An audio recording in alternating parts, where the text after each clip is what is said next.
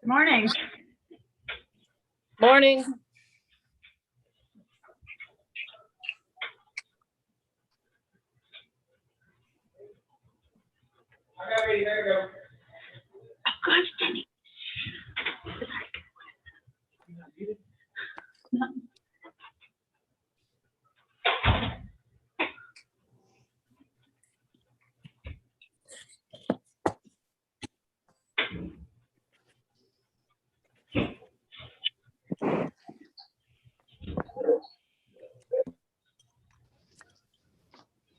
Morning. How is everybody?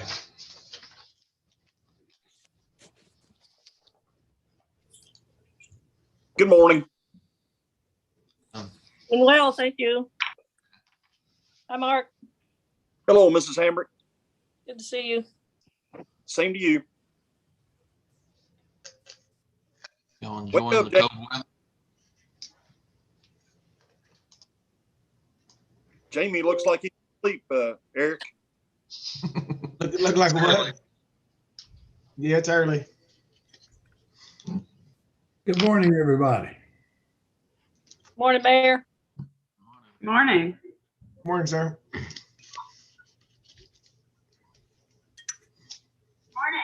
Enjoying the cold weather?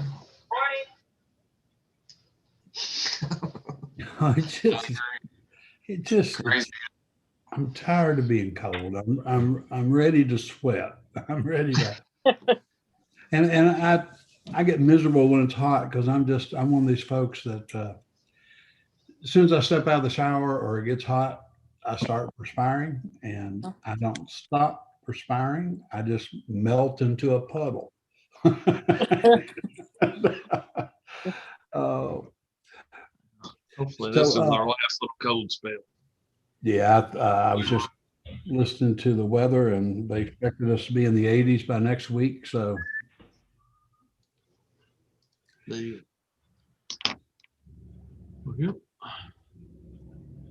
Mark's chair, I guess he call us to order, and I can say I've got a little presentation thrown together to give us some talking points and help things flow, but I guess for formality purposes. Got a delay somewhere. Mayor, if you're okay, I will call the fire committee meeting to order. yes, sir, Mr. Chairman. And while Eric's going through this, I know the committee probably made note of this from the news reports, but our department had a really high quality fire knockdown in the last week. That was a big deal and a really good job. So I look forward to the chief and the battalion chiefs and the assistant chiefs to update us on what that looked like. Chief Colson sent me some pictures and very successful knockdown. Yep. Yeah, I got a slide in here for that as well. But I'll apologize for the mishap of last week's meeting. I think we've got the bugs worked out and shouldn't have any future problems with getting the paper notified. And so again, I apologize for that, but I threw this together. Let's see.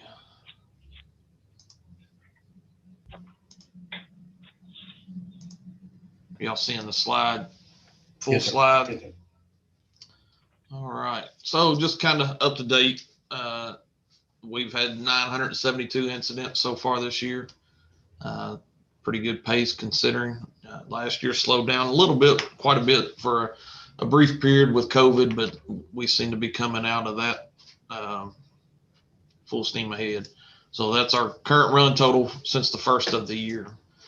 And, variety of responses, a lot of unique responses so far this year. Just, weather related. Winter weather kept us fairly busy. Little illustration there of a tree that fell into the house due to some other inclement weather. Recently, 2 vehicles have ran through other structures. So we've had a variety of calls recently, including, fairly good working structure fire. So, guys are are staying busy on that front. Training's always is nonstop, and clearly during the cold time of the year, things slowed down for us a little bit. COVID impacted quite a bit of our training opportunities. So, warm weather, seems like COVID's still headed in a good positive direction for us. So training opportunities are ramping up real quick on us. And as usual, yes. Just one comment there on something I've been noticing is I think you all have been doing a really good job of getting out on social media with pictures of your training activities, both the recruits and the general department. I think that steady drumbeat of the public seeing us training is real helpful. So I've noticed it, and I hope you'll continue it. Yes, and we've made a conscious effort to try to do that, and got other people involved, more of a team effort, getting some other individuals to play a part in that. And, when it's just one or two people trying to take care of that and there's 100 other things going on, that's kind of one of the things that gets lost in the shuffle. So we've got other players involved and trying to, like you say, beat that drum fairly steadily to let people know what we got going on.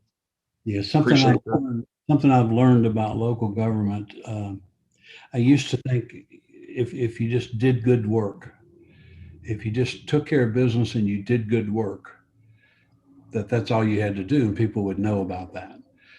That is not the case. Most people don't pay attention. And if we don't tell our story, sometimes it doesn't get told or it doesn't get told correctly. So very true.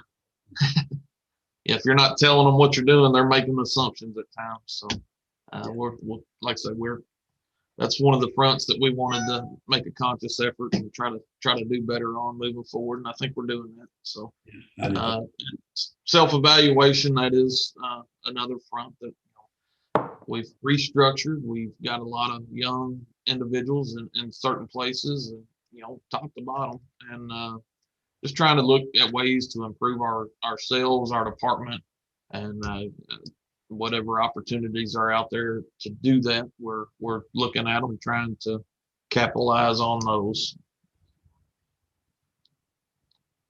This is real quick. I'll dive into the structure fire. Real quick. Still under investigation, so I stayed off the back area, but the back area of both of these homes, it actually got into 3 houses. One was just some heat damage, melted some siding and stuff on the third home, but significant damage to the back of both of these structures. So since it's still under investigation, I stayed clear of any pictures there. But just an illustration of the front, we had heavy fire. Real quick, I don't know if anybody had seen it. I hope this plays, but here's a video of our crews just shortly after arrival.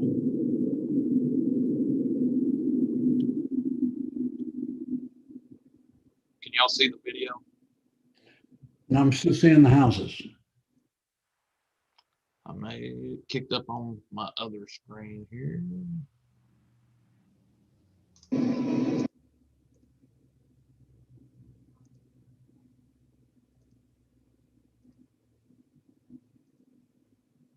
I got it.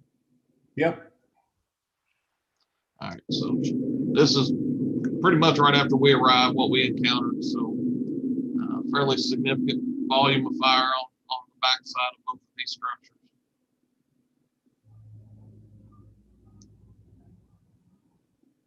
Well, those could have been lost entirely pretty quickly.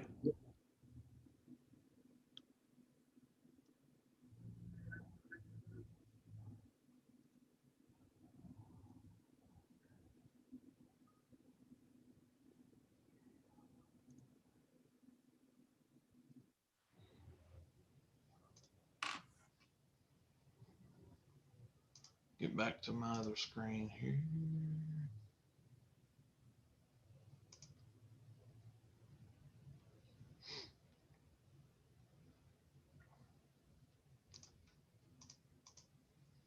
So I got back on the PowerPoint there for everybody. Yes. So, like I say, obviously we had heavy fire on arrival. everybody on this department that's been down that street with any time, and even the new guys, I'm sure it's at points have seen this house situation. One of the very few in the city that we've had, and we've all looked at it and thought to ourselves and amongst our crews and stuff that, you know, if one of those ever catch on fire, it's going to be a challenge. And one catches on fire, we're probably going to burn both of them, and we pretty much did. So, but as you can see in the picture on the right, there was 15 inches of space in between those two houses. The gutter line pretty much touches the other home, so it was fire got into the attic of the second house on the left there. Pretty much all the fire was in the attic. You can see it pushing out the soffitted areas on the left-hand picture all the way around it. So guys did a great job. Very challenging fire. Like I say, houses real close together, heavy volume of fire upon arrival. Smoke conditions in the 2-story home were to the floor on the first floor. So search was difficult. Stairwell locations in that older home were a little unique, and you know, just the belongings of the individual made things difficult for our crews to work through and figure it out. And anytime a fire gets in the attic on us, which it was in both of these attics, it's just a challenging fire, and our guys worked their butts off, and we got assistance from the county, had their crews come in, give us some assistance pretty much throughout the whole night there. So, but like I say, at first, just wanted to commend our guys on a good effort and a good stop, really. I mean, for the volume of fire upon arrival, I've seen worse pictures as an end result. So, I mean, they're still standing. They're, you know, quick attack on it, quick knockdowns. Like I say, challenging to ultimately put the fire out just because the crevices that we had to work with and try to get to. But guys did a great job. Hey, Yeah. Chief. Yep. Just out of curiosity, from the time the call came into 911 until the first truck arrived on scene, do you have the time frame it took to get there? I don't have that right at the moment. Donna, can you, or Gifford, can you look in Aegis and find that for us real quick? Our guys are very quick out the door. This one did come in about 1 o'clock in the morning. I'd say our first crew was on scene within five minutes or less of dispatch. Well, you look at If you're that. not familiar with where this is, it's on East Jefferson there. Northside Christian Church parking lot is right across the street from both of these. Hey, you look at that and you wonder how in the world, Tim, how in the world did we just not have building inspection and code enforcement back then? That's a good question, sir. We did, but I don't know if you look at some of the houses downtown or older areas, not even just in Georgetown, but just throughout. I mean, sometimes that was what they did. I mean, there's some houses on Main Street that are kind of tight, you know, so it's changed over time, and we'll get requests for Board of Adjustments for people to do variance so they can try to get closer than the 15 feet that we do now.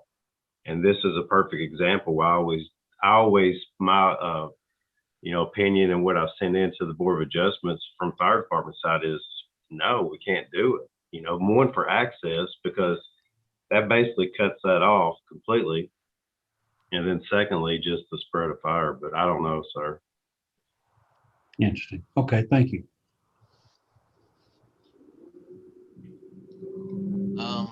Moving on from that, like I said, they'll look up some times for us and update us, but you know, our response times are really good, especially in that downtown area. Everybody converges fairly quickly on it. Recruit Eric, class is, yes. Eric, if I could ask one more question. Were there any injuries, either the occupants or the firefighters? No, ma'am. We did lose one dog in one of the residences. We did get one out, did lose one, but no injuries to individuals or firefighters. That's great. Good news. Yeah. Eric, Yes. looks like 4 minutes, but that's including the dispatch time as well. So probably 3 minutes. Yeah, ISO kind of measures us on, they measure dispatch on, they receive a call, how quick do they process and get it out to us? There's a time allowance there. Then they set the tones off and we get a response, like a turnout time, getting your gear on, getting in the truck, getting out the door. And then there's a response time. We should have a unit on scene per ISO within 4 minutes of the dispatch time. And as Gifford indicated, we beat that by what, a minute sounds like. Yeah, if you include from the actual when the dispatch time started to the arrival time, that includes all of the dispatching as well. So yeah, 4 minutes. 4 minutes in total. And our turnout time to allow us to get out the door is right at 60 seconds. So they allow us a minute from the time of dispatch setting off the tones, telling us what we got. We got a minute of allotted time to get out the door per ISO, and then a 4 minute response time. So we executed pretty well on that one. Recruit class full swing. They are expected to graduate it in class May 21st. We have a graduation ceremony scheduled for them for June 4th. We'll get you guys an invitation. I know we've worked with the city hall and some staff there to get them involved, but if you guys as part of the fire committee would want to participate in that event, we'd love to have you. We're going to do a promotion pinning ceremony for essentially myself, 2 assistant chiefs, a battalion chief, and 2 captains have all been promoted since COVID kind of hit us, and we put the brakes on any type of ceremony event of any nature for that. So we're going to do that on June 3rd, and then do a graduation ceremony for the last 2 recruit classes on the 4th. So we can share some information with you if you're available. We'd love to have you. It's going to be at the Great Crossing High School in their auditorium. So we'll have a good amount of space and be able to social distance and still keep some of those guidelines in place and try to get this buggy moving forward and get some of that stuff done, because it's good to recognize people, and especially recruit classes, and that's a big moment in their career, and the last recruit class didn't get to cherish that. So we want to backtrack and get everybody caught up and give them some good feedback. But yeah, EMT class, I'm sorry. These ceremonies that the fire department does for a recruit class graduation and for the officer recognition are very well done. Firefighters' families attend, and if you can attend those, you will be glad that you did. Yeah, it's basically welcoming everybody to the family. A lot of times that's the first time we get to meet their families, and it's these guys live a third of their life together, and typically one just big happy family. So it's good to get those moments and cherish those, and get to see those guys with their families. But recruit class is going well. No negative feedback, at least to me at this point, and been proud of what I've seen from these guys, and test scores and physical aspects, and all of them are performing really well. I know Mark indicated he wanted to go out and PT with them one day.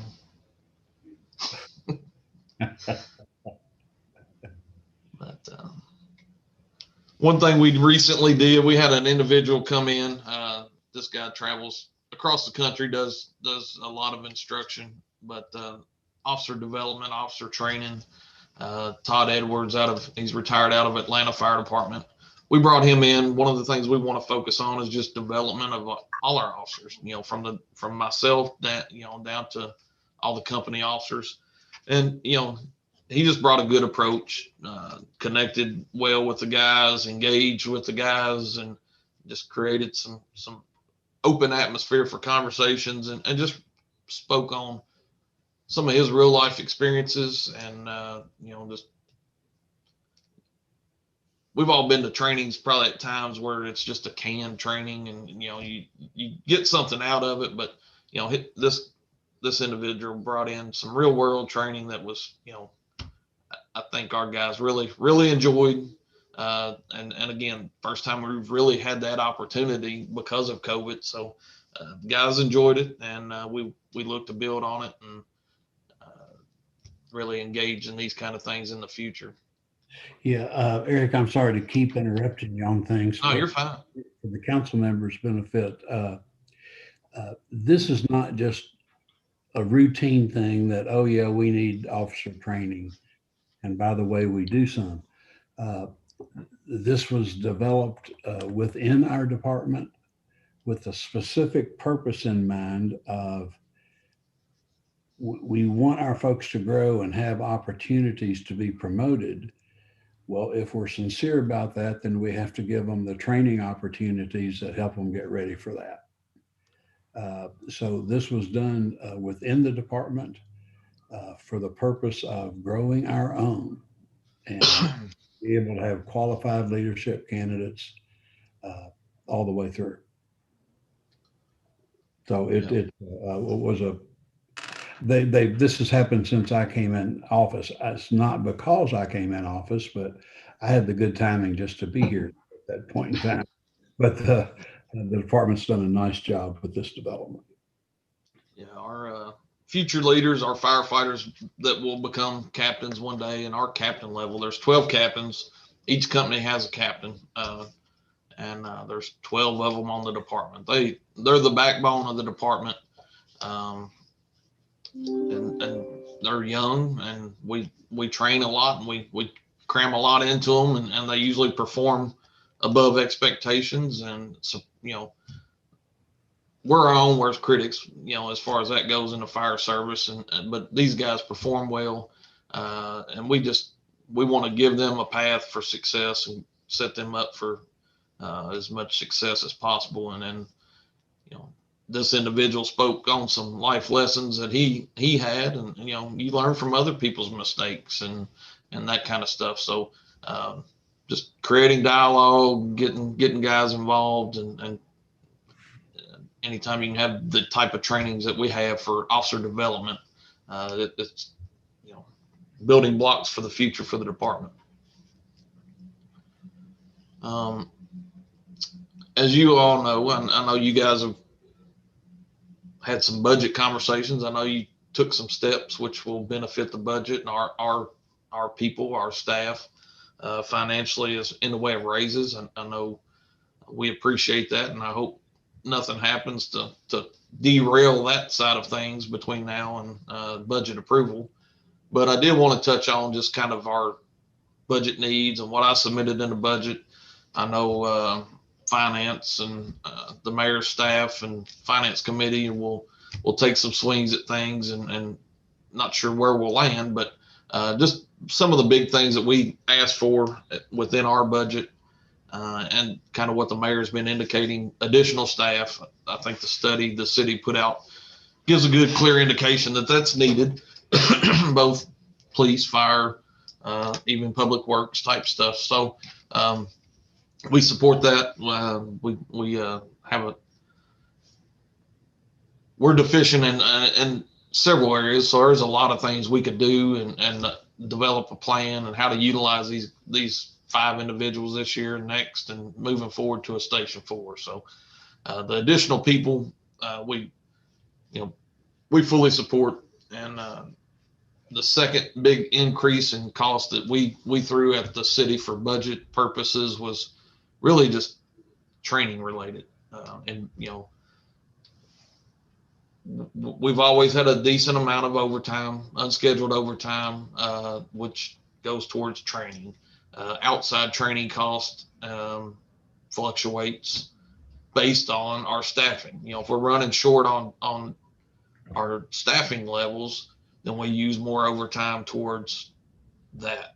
That impacts what we're able to do in the way of training. So what we did, we developed a plan to not nickel and dime and kind of piecemeal it together and do what we could. It was more of a committed approach to, this is our 5-year average on staffing. And, and it hasn't fluctuated too awful much, but it fluctuates. The 5 additional personnel will help that, and that's reflected within the budget proposal. But, this approach is a commitment to developing individuals, again, top to bottom within the department. Firefighters getting out and doing additional training, whether it's additional pump training or search training, RIT training, or a little bit of officer development training, Fire Officer 1, Fire Officer 2 type stuff, captain level, getting those guys outside and training and doing more chief level training. And one thing we're deficient in right now, we've done good keeping up, but there's a couple areas where our technical training, our technical certifications are below what we would consider normal, our averages, and we need to focus on getting some more swift water techs, some more rope techs, things of that nature, trench techs. So we put together a little plan, and yes, there's a cost associated with it. A lot of it is in unscheduled overtime, but and I've got a little breakdown on some of that here later, but it just is a more of a committed approach to allowing us to manage our day-to-day operations and really an investment back into our guys. And then a training officer position. Again, training is a big thing for this department. I don't know of another department our size in Central Kentucky or across the state that does not have one. We've always produced well. We've always had really good training, but it's been a constant team effort, and takes right now we're using pretty much myself, Gifford, 3 battalion chiefs, and a handful of other people to pull it off. So one person dedicated to that could help with a ton of efficiencies and preparation. But so I'll touch on the staffing. Part of the reason, our staffing levels, we're very fortunate in the fact that when we're fully staffed and everybody's at work and not on vacation or sick or workers' comp or any of those things, we run 4 people per truck. So we're meeting the NFPA standard, not all the time, but that we set out and that's our goal, and we're there some of the time.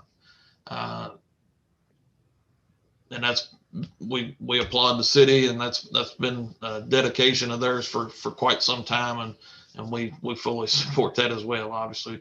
And as far as ISO is concerned, to get maximum credit for their point system, they go above that. They like to see 5 members per engine and 6 per truck. So not sure that we're going to be able to achieve maximum credit there, but four people is Eric, is if great. I could ask Eric, if I Yeah. could ask a question. You mentioned that one of your deficiencies was in the technical training, and could you expand on what that is? I caught swift water is one area. What were the others you mentioned? Yeah, so on the technical side of things, we're all part of the recruit class, or typically part of the recruit class. They'll come out of recruit class being a hazmat technician and a confined space technician. Beyond that, kind of on a voluntary basis, we like for people to get rope tech certified, trench tech certified, swift water certified. There's a collapse certification. Gifford, am I missing anything? Ice. Ice technician, ice rescue technician. So it's just a more advanced level of training. in certain disciplines on a technical aspect. Because really if OSHA were to, if we have an incident and OSHA comes in and like for a swift water incident, if you're not a technician, you cannot get in the water. OSHA, if we have a trench incident and we put somebody in that trench to work, they have to be a technician. And, if not, the city's opened up for fines and stuff like that. So in order for us to protect and do certain things within the community that they expect us to do, we have to have certain level of certifications. Okay, thank you. That's helpful.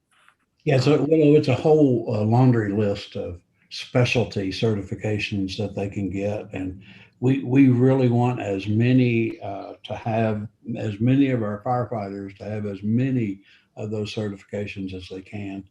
And typically, it might be an outside class that they have to take that has a cost. Plus, it's their time. So I can see if we're going to. The other thing that I've said to the council, and it's good for right now, is we ask our chiefs and department heads this year to resume our normal budgeting conversations. And what I mean by that is we've always asked our chiefs and department heads to advocate for their departments. Tell us what you think you need in the future, justify it, and help us understand it. Last year we didn't. Last year was different. We didn't ask them to advocate. We said, cut your budget and let's all buckle our seatbelts for a year. But this year we took the reins off and we asked them to advocate, to let us know what they need. So, and they responded beautifully. We have our initial look at the budget as we reported to you last meeting. We have new requests over what we budgeted last year of just over $5.2 million that we're considering. And Chief Colson and his assistant chiefs and police department and others make really good cases for what they're asking for. They prepare not only the numbers, but they give us a narrative explaining every item that they've asked for. And it's an exhaustive document that you'll have access to as we present the budget. Another technical rescue principle we do is large animal rescue as well. And having so much farm and equine around here, that's a pretty important one. And typically any technician level course is a 32 to a 40-hour course. So it's fairly intense and detailed. All right, did I get y'all back where I needed to be on the slides? Yeah, I Sorry, got a quick question for you on, didn't mean to cut you off, but Chief, going back to the training officer. My question would be, are you looking to add an additional person? Or are you looking to shift somebody that's already in the fire department over to that position? My plan at this point would be, if we get 5 individuals, new firefighters, once they get online, out of class, all that good stuff, we would then look to, from an internal standpoint of view, whether it's a battalion chief or a captain that would want to fill that position and do it in that manner. I wouldn't do it until probably that recruit class was over, just because I wouldn't want to impact our staffing levels on a daily basis. But it would be, in my preference, would be an internal hire, shifting somebody around. Okay. And the additional 5 people would allow some flexibility to do that. Okay. I think because what I heard Mark's question being is that adding 1 person to head count? No. Okay. By hiring 5, that would allow us some flexibility and allow it to do that. I get it. Thank you, Mark. That was a good question. I was thinking of it the wrong way. And one thing we've shown some in the past. I don't know. I'm the Mark and the mayor perhaps have seen it. Willow, I'm not sure, but we do track some of our staffing as far as, yes, we ride 4 people per truck. So when we're fully staffed, we got 4 apparatus plus a battalion chief. So we're riding 17 people each day. As you can see, I've got 2019 fiscal year. So that's the whole year last year. And then I've got the first 6 months of this fiscal year. And then the first few months, 2.5 months of since January. And as you can see, minimum staffing is 13. What we allow, full staffing, 4 on a truck plus battalion chief, 17. Where we're short staffed, we let people off on vacation, people call in sick, people go to training type stuff, whatever the case may be. We allow 4 people off before we hit any sort of mandatory. So that drops our, when you see minimum staffing, which is red, that's 13 individuals on shift per day. The yellow would indicate 17 people on shift per day.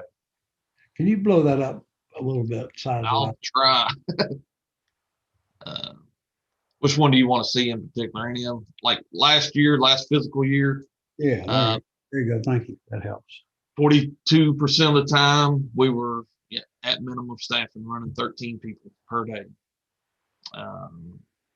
We were fully staffed, running 17 people 5% of the time.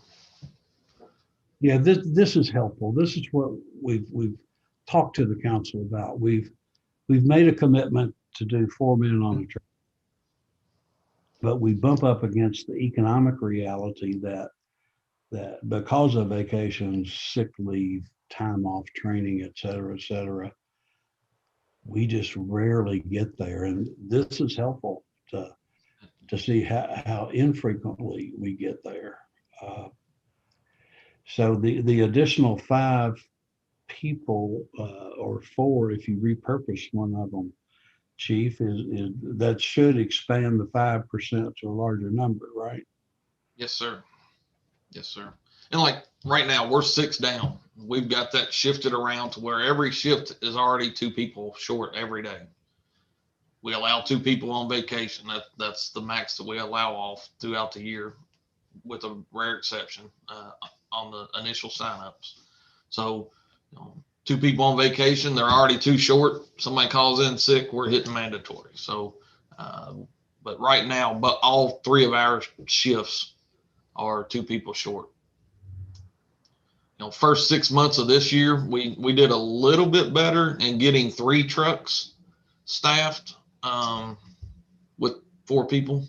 But again, that through the holidays and stuff like that, a lot of times people right now vacation time's ramped up and stuff like that. So a little slower time for vacation usage and stuff in that first 6 month period. But again, as you can see, we've only been fully staffed 4% of the time in that 6 month period.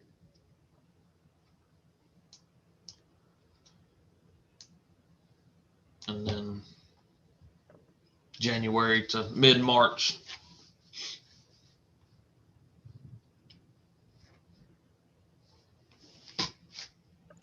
Well, it's helpful. Committee members will have the debate that you will have and that we will have with the other council members on staffing is, we know that the day we open a new fire station, that fire station needs 12 employees. I think that's correct, isn't it, Eric? Yes, sir. At a minimum, they need 12 employees. So the chief and the firefighters through their local union have let me know for several years that they are in favor of building our head count gradually to give us better service now and have us more fully staffed as we approach that new opening. what finances have said to us is we can't afford to build all the head count entirely until we need it for the new fire station. So that's the balance that Eric and his assistant chiefs and we will be talking about. There's no doubt that we're gonna recommend 5 additional firefighters this year. This discussion will take on more relevance in this regard in years 2 and 3 of the budget, in terms of the personnel costs for the fire department versus their need. Anyway. Yeah. Hope you get what I'm saying. Yeah. I'm sure it'll be a plenty of conversations had on the utilization and stuff like that. But again, looking back and referencing NFPA, that's where we get our 4 people per truck. ISO comes into play on a lot of other things as well. But way NFPA looks at our response and our staffing levels and stuff like that for a low hazard, which is basically a 2,000 square foot single family dwelling, 2 stories, no basement, no exposures. They would expect 15 to 17 people. You get a range here because is an aerial device used? Is there a water supply need in a certain manner? So some people say 16, some say 17, some get into 15. So there's a range there depending on what devices are used or resources are needed. But low hazard 15 to 17, medium hazard, which is an apartment building. The fire the other night would fall into that medium hazard because you had 2 exposure issues, so on and so forth. But so medium hazard would be kind of a strip mall setting or an apartment setting. High hazard is a high rise or anything over a large square footage, 120,000 square foot industrial setting, things of that nature. So as you see, I mean, that's what they would recommend as far as personnel needed to deploy to those type of incidents. We're fully staffed. We got 17 minimum staff. We're at 13. And just for your information, the other night on that fire, we were at minimum staff and we rolled out with 13 people. We always get an engine, at least one engine or one company from the county. And typically it's equipped with 2 or 3, could be 4 people depending on how their staffing is that day. But that's how we at minimum staffing recognize if we've got 13, the county gets us to that 15 to 17 mark on an automatic response. So, but the other night we were at 13. What kind of cost to Eric here, as I understand it, Chief, is even though we have a mutual aid agreement and we had some county units show up, that does not count toward our ISO score, does it, Chief? That is correct. So that benefits the actual homeowner, but it does not help this all-important ISO score. That's a standalone for us. And I hope it changes going forward, but today, there's just some different practices in place between the city and the county fire department. They will roll with 2 men on a truck. We won't do that. I just mentioned that. No, good info. And again, it's a little more difficult in the fire service to use a national average, but there is one. It's 1.8 per 1,000 on a 35,000 population. We see we're a little short of that. 55 does include our admin staff, so that's everybody. But yes, national average, ISO, response times, distances. There's more than just a national average that kind of get factored into the fire service side of things. But I just threw that in there to give another indication that hey, we're not where we need to be. Real quick, and I know there's a lot of information here, but the cost associated with training. I tried on our budget to just show kind of the plan. I mean, to be as, forthcoming as possible on where the money would go. And, it's just, sometimes you get into a lot of money, but the cost associated with training, this is kind of where it would go as far as recruit class, current situation, how we handle that. I mean, there's a big expense in overtime for that. EMT, some of our recruits that we hire are not EMTs. So we've got to send them to class. The last group we did was the first group we had to do in a while, but we kind of looked at that and came up with the average and so on and so forth to come up with that number. The firefighter training aspect of things, we get them to IFSAC certification stuff, and then we kind of get into just our commitment to a plan. Allowing people to go to fire schools. We've always sent not all award winners, but our officer, firefighter, and rookie all get to go to a little more advanced class of their choosing, typically FDIC or another what they call FDTN setting. But our annual symposium, we do that. It used to be mandatory back in the day. It's just been kind of voluntary. We would like to get back to making that mandatory. If we're spending a couple $1,000s to bring in an outside speaker for Central Kentucky to kind of participate in,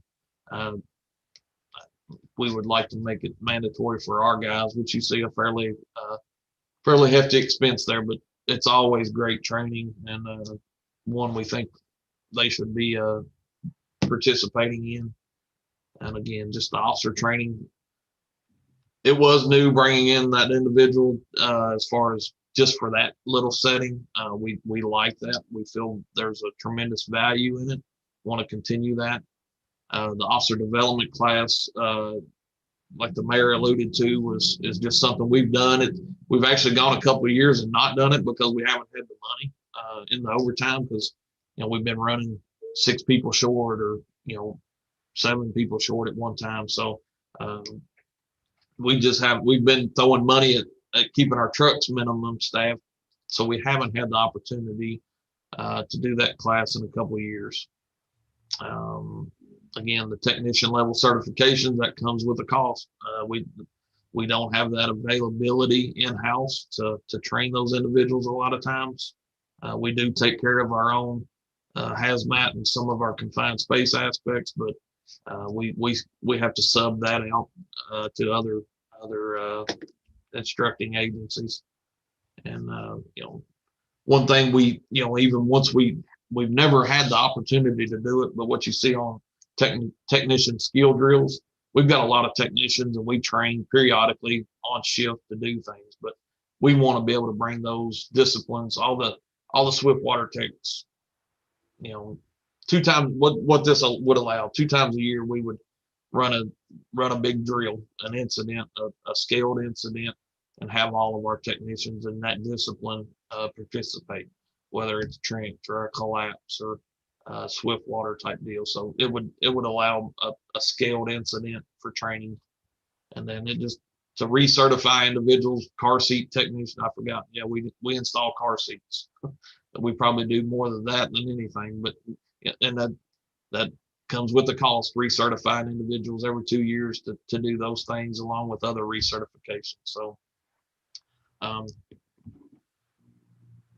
just kind of wanted to be as direct and forthcoming as I could be with all that kind of stuff on the overtime side of things. And then we kind of compiled our 5-year averages and got a combined total.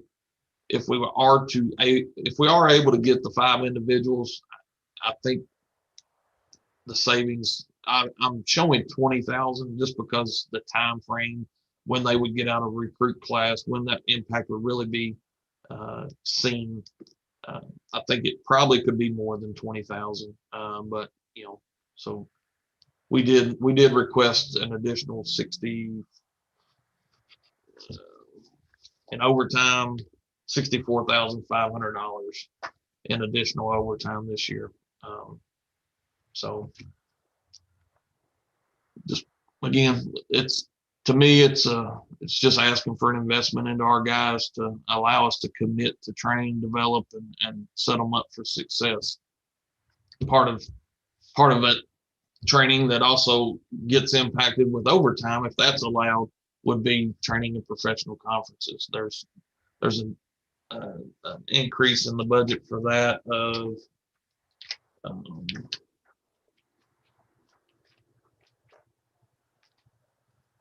about $31,000. But if you look on that, a huge portion of that's our EMT class. The last class we sent them to Frankfurt cost us about $1,100 a person to send to Frankfurt, and there were 4 of them. This would allow us to. It's a boot camp style, so they cram it into a month class. It's in Lexington, so we would basically extend their recruit class, so to speak. They'd stay on a 40-hour week, go to this boot camp. It does cost more for the class, but we save a tremendous amount. We were estimating about $45,000 would be needed in overtime if we did it like we did last time. Put them on shift, send them to Frankfurt twice a week for 4 or 5 hours, and span that out across 4 months. So we took the cheaper route. Neither one of them are necessarily cheap, but we chose the cheaper route, the quickest route to get them certified, get them on the line, and get their impact on the street for us. And outside of that, small increase really. So of the $31,000 increase, $23,000, $24,000 almost is just due to EMT class costs.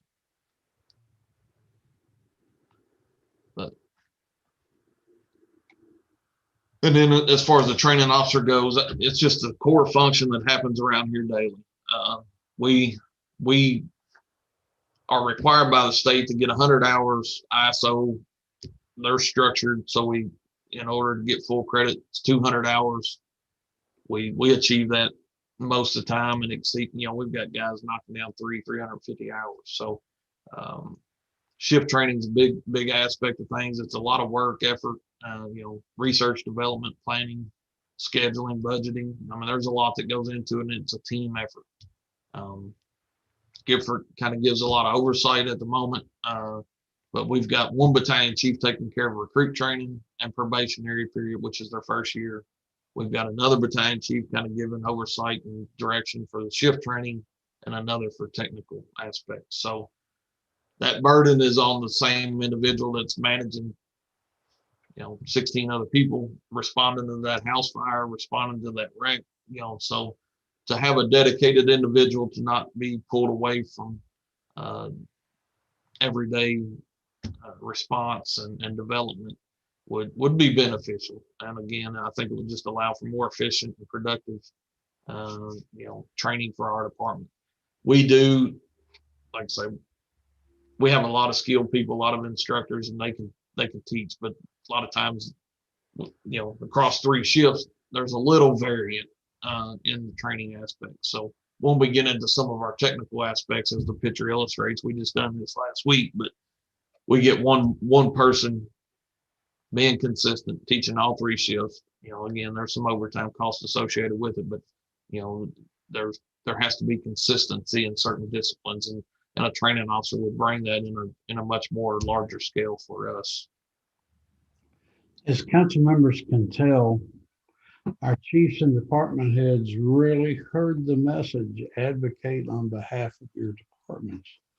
So the challenge that we have, and I'll be getting off here in a few minutes and going to a different budget meeting where we're trying to figure out how much of this we can get in the bag, how much we can pack in. And but great stuff, Eric. And I'm also glad you're getting us to this slide too. whenever you all are ready, I've told Mr. Wolf that I would have Arlene set up our visit. We decided to wait until warm weather, and we waited too long. But it's going to get prettier next week. Are you all ready to go look at this old truck? We are. Yeah, I know you guys are. I'm ready, Mayor. Good. I want us to go look and evaluate it, and then have some conversations with Lewis about how we might structure something like this.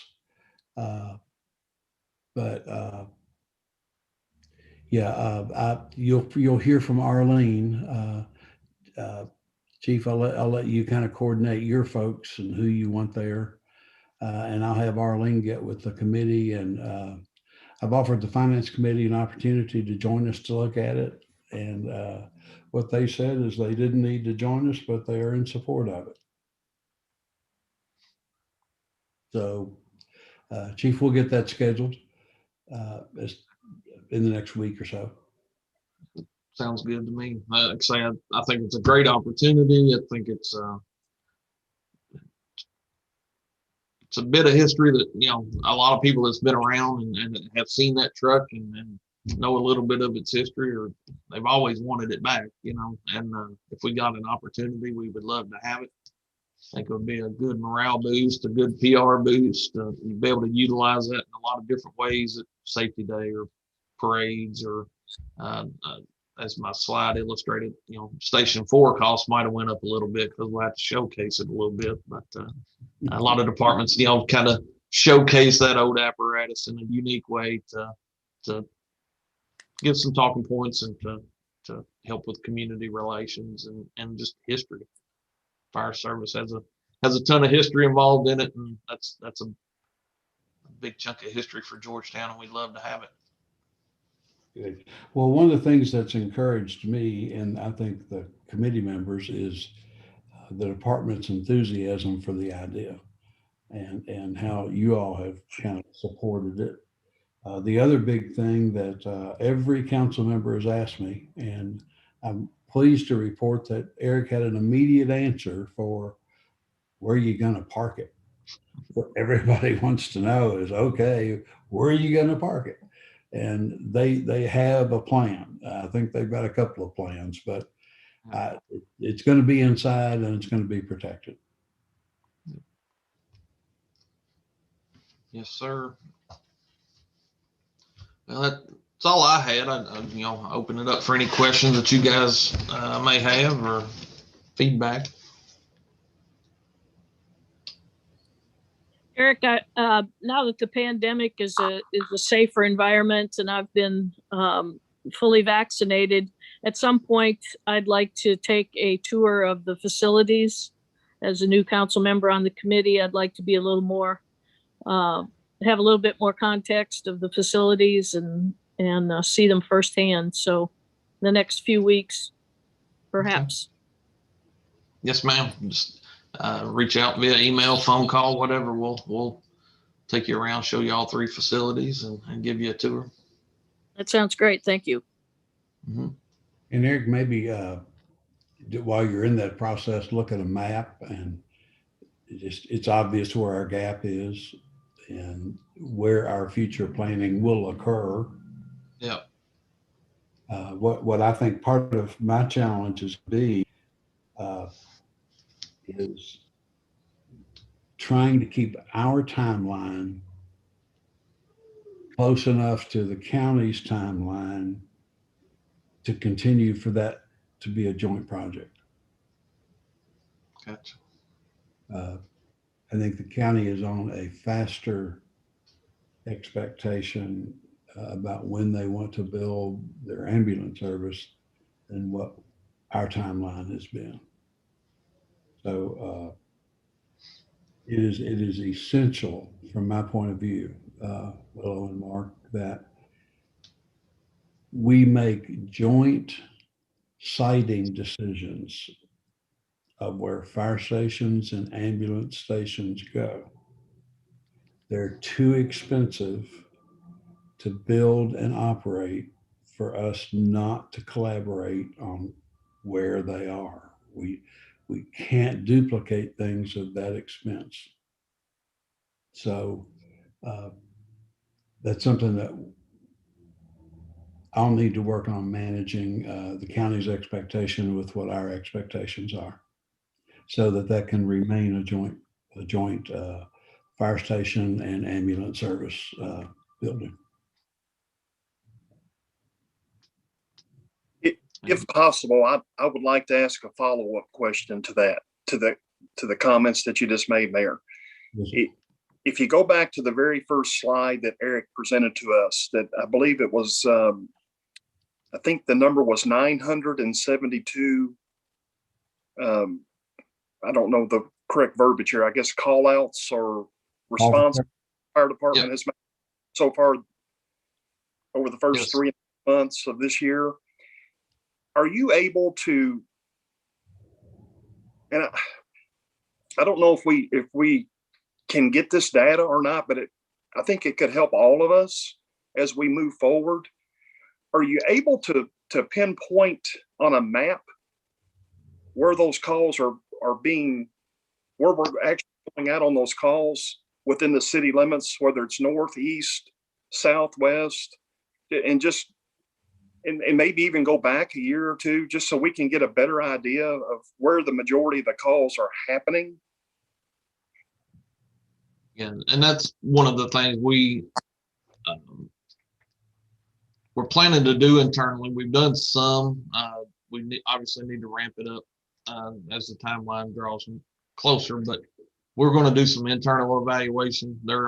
Branstetter Carroll does do an evaluation of that nature. Would be a third party type deal, evaluate all our responses and kind of give a recommendation on a location for a station. But yes, we can, that's in the works to begin analyzing that kind of data to help.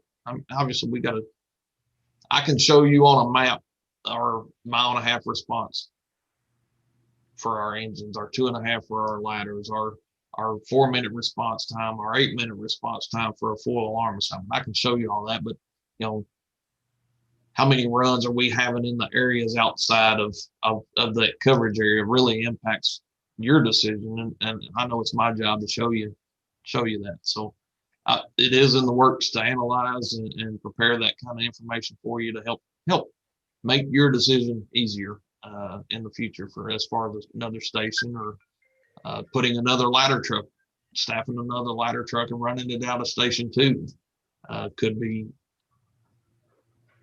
According to ISO, we need another ladder truck online as well. So there are a lot of ways to utilize different people, and the data will help us answer some of those questions. Mark, it's going to be an essential tool for you, and it'll be generated with some internal work, but probably some consultant work as well. Then I think the other thing that we layer on top of that is we know where the biggest dollar amount of investment is going in our community. And while we may not have runs in a certain area, we know where like Lanes Run Business Park, there is so much real estate value and so much human life out there that represents a gap. So we'll use both of those pieces of information, historical call data and where we know the investment's going and we need to protect in the future. Yeah, and I'll make that part of the plan for the next committee meeting. I know it kind of references it in the study and kind of has some mapping, but I'll give a little more focus on our 1.5 mile, 2.5, 4-minute, 8-minute response. Chief, I think that's probably smart. I think it would be wise for this committee to start touching on Station 4 every time we get together. I think it needs to become the council's expectation and the committee's expectation that the Station 4 occurs. We know it has to. We purposefully held back the conversation for a couple of years. We asked for some internal work be done, internal evaluation be done before we hired a consultant. But I think the time is getting right for us to be more intentional about that conversation and letting folks know we're having it. So we bring the council along with what will be one of the biggest projects they've done. The expansion of the wastewater plant's the biggest project we've ever done, but that's funded by revenue bonds. Its usage over time will pay for it. This is different. This is a city service, a city expenditure that doesn't create revenue. It creates additional expense, but it's our requirement as a city. So it's a big step. So I've held you back, Chief. I'm saying it's a green light for us to keep talking about it. Yes, sir. No, and for ISO purposes, we're coming up. We could probably, I know things have slowed down a little bit with them for COVID purposes as well. I know they've switched to more of a virtual platform in their evaluation process, but we're due for another evaluation, and our goal is to maintain where we're at a 2. Obviously, the goal would be to better ourselves and get to that 1, but some of this additional staffing that's getting talked about, how we utilize, not to say we would stack our deck, but we can utilize those folks in a way to maybe get a little better reward on that rating, because it's been 6 years-ish thereabouts, and they're on a 5 to 6, 7 year cycle typically. So we're expected to have another evaluation within the next year or 2. And Chief, all this it fits together roughly in a plan that with kind of the 2 bold steps that the council has taken recently at the end of last year and with the insurance premium tax this year, I think we're able to present the council a reasonable budget for the coming budget year. For the other improvements that we need to make in years 2 through 5, we still have to fund those. And this project is important. Cooper, no. I'm sorry, we have some tree contractors here, and when they arrive, the dog gets very excited about them. But we're on the right path. I'll Yes, sir. mute myself. Yep.